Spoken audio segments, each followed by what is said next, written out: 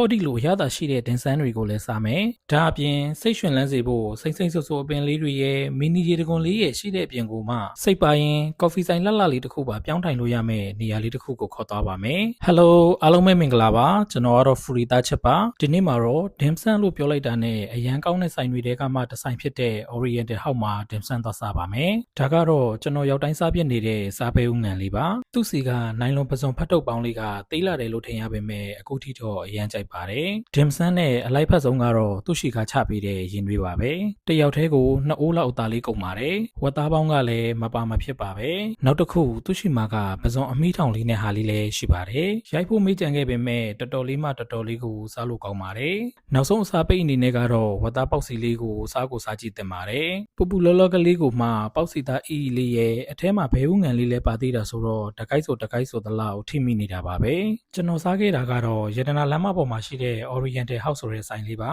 နောက်ဗီဒီယိုတွေမှာပြန်တွေ့မယ်တတာ